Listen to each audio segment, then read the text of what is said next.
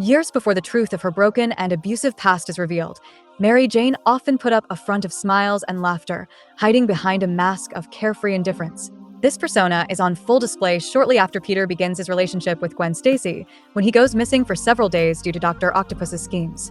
While everyone gathers concerned about his disappearance, a seemingly carefree Mary Jane returns home, amused by the news that Spider-Man has joined Dr. Octopus, and joking that Flash will have to find a new idol. When a concerned Gwen asks MJ if she's seen Peter, she replies in a non-serious manner, "Does Macy's tell Gimbals?" as if to imply that she knows where Peter is, but it's her trade secret to keep.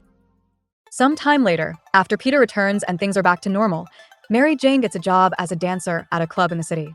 However, one evening, she is unknowingly used by the Kingpin as a pawn in one of his schemes, after her boss tasks her with photographing the crowd between performances. When Peter, Gwen, and Harry arrive to see her perform, she enthusiastically soaks up the spotlight while dancing on stage. Afterward, she uses her camera, going from table to take pictures as instructed, which results in Captain Stacy getting brainwashed for a short time.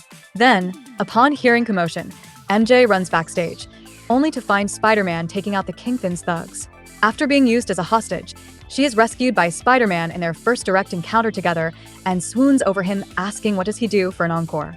As he swings away, MJ continues to flirt with her hero, asking if he has any brothers, but he instructs her to flee, and she returns to warn the others about the fight backstage. However, Gwen's father soon arrives to report that there is nothing to worry about, and when he expresses his hope to see her perform again, MJ enthusiastically replies, "You know it, man." A day later, MJ cheerfully approaches Harry on the street, and Harry asks why she is in such a good mood. She jokingly retorts, "Why not? There are billions alive today, and half of them are males." However, Harry is worried because Peter has been skipping classes and the Stacys are nowhere to be found. Seemingly unbothered by the gravity of the situation, MJ reassures him not to lose his cool, certain that everyone will eventually turn up. She then convinces Harry to drive her to the club to pick up her paycheck, only to find the establishment has been unexpectedly shut down. Left without a job or pay, a heartbroken MJ laments her predicament, calling it Tragedyville. When Harry asks where they should go next, she maintains her deflective humor, suggesting they visit the Wailing Wall. Soon after, Gwen breaks up with Peter following an incident with her father, and as a dejected Peter walks down the street, MJ calls out to him, radiating her usual cheer. Acting as though Peter must be happy over the split, she says she heard the good news about his breakup with Gwen. Then, in a bold invitation to get back together with her, she says that she knew he'd come to his senses, jokingly asking how any man could stay interested in someone else while she's around. However, Peter is in no mood for her banter, and he walks away in poor spirits. Taken aback by his reaction, MJ then comes to the realization about Peter's true feelings for Gwen, and that he really misses her. Later, Mary Jane shows up at her aunt's home with a new haircut, hoping to find Peter around to show him her new look. However, no one has heard from Peter, so MJ decides that she'll try to track him down at the coffee bean. While out, she runs into Harry, but he is in no mood for conversation and dismissively walks off. Always ready with a comeback, MJ sarcastically calls after him, telling him to say hello to everyone at the funeral home. As time passes, Mary Jane and Harry begin dating casually, and upon returning home one evening after a night of dancing with her, Harry is asked by Peter if he had a good time. Harry enthusiastically confirms that he did, while implying that with MJ, it's a given. Eventually, Aunt May heads to Florida on vacation with the Watsons, taking Mary Jane away from the city for a while. When the group returns to New York, the Watsons drop by to visit Peter and his aunt. With a big smile, MJ mentions she had a blast in Florida before telling Peter that Gwen wants him to call her.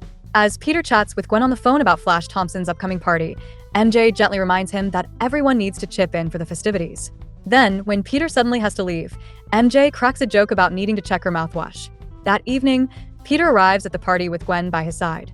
True to form, Mary Jane playfully flirts with Peter right in front of his girlfriend, but Gwen holds her own, jokingly asking if MJ wants Peter before or after she gets her hair pulled out. But after Peter gets upset over Flash's bullying and leaves, an unbothered MJ simply jokes that he must be leaving because Gwen is just hard to take. Some time later, the gang gathers at the airport to see Flash off as he departs for the army. Both MJ and Gwen give him a kiss goodbye, leaving Peter and Harry visibly jealous. On the way home, Peter's troubled thoughts about the war lead him to musing that things just don't make sense sometimes. True to her carefree persona, an oblivious MJ jokes that he must have been listening to Gwen again. Once they're back in the city, MJ suggests they all hang out together, but Gwen declines the invitation, making it clear she wants to be alone with Peter. Eventually, Gwen's birthday arrives, and Peter is nowhere to be found. When Harry remarks that Peter would be late for his own funeral, MJ adds that with Gwen's temper, it may just be Peter's funeral if he doesn't arrive soon. Then, MJ tries to get Gwen to relax, saying no guy is worth getting so uptight over. Finally, when Gwen starts to put Peter out of her mind and enjoy the party, MJ jokes that she liked Gwen better when she was quiet. She was less competition. But Gwen's carefree demeanor doesn't last, and MJ finds Gwen crying shortly afterward. Just then, Peter walks in and reveals that he is Spider-Man in front of everyone and attempts to apologize.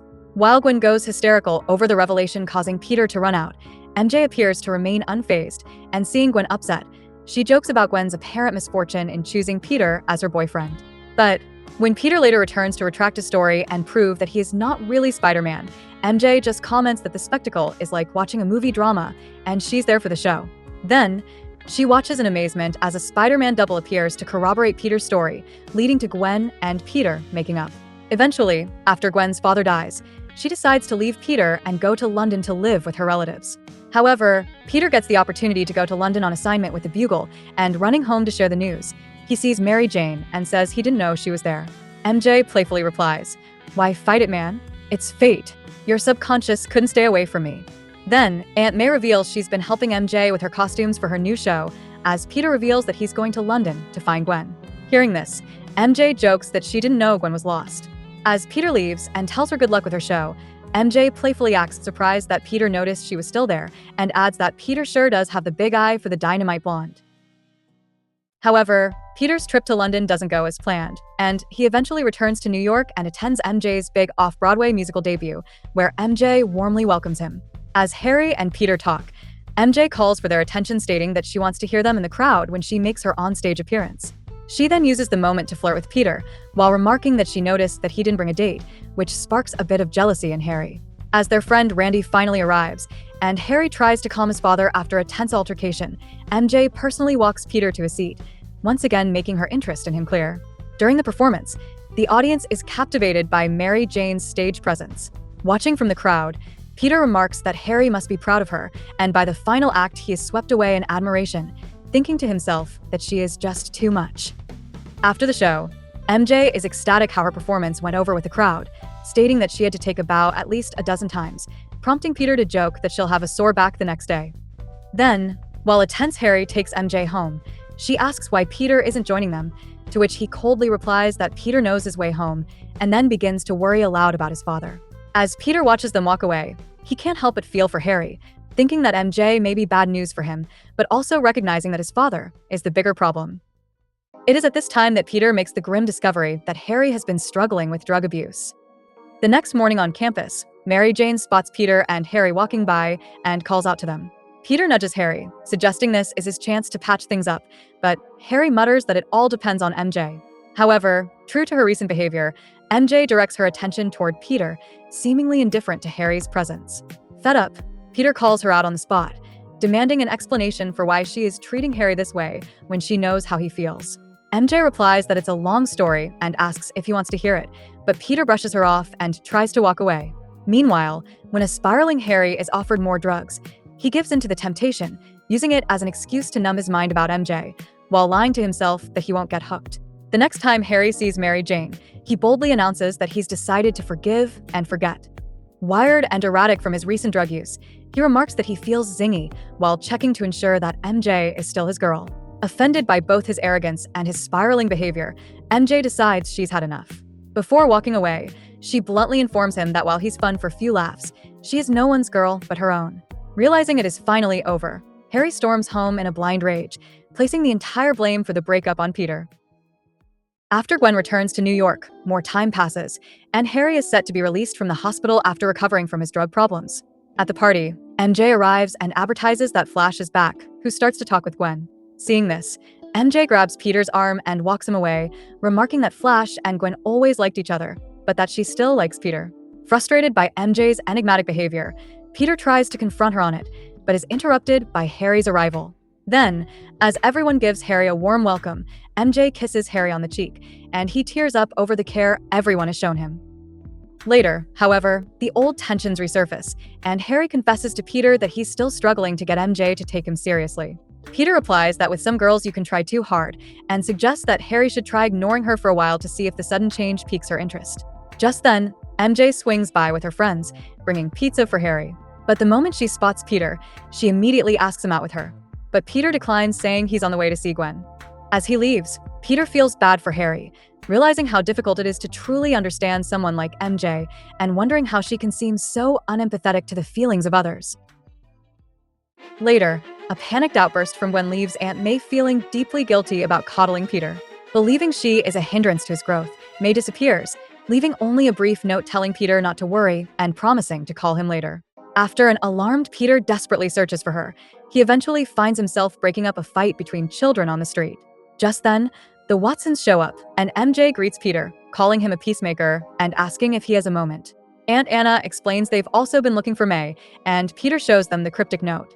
While Aunt Anna and Peter are concerned May could have been kidnapped, Mary Jane brushes it off as paranoia, saying Aunt May has probably just found a new scene and wants to escape for a while. Then, flashing a big smile and calling Peter handsome, she jokes that it's not as though he has any enemies to worry about. Suddenly alarmed, Peter departs once again to find his aunt, and it turns out what MJ alluded to was ironically accurate. Much to his horror, Peter learns that his aunt was staying at Otto Octavius's home as his guest, of her own free will.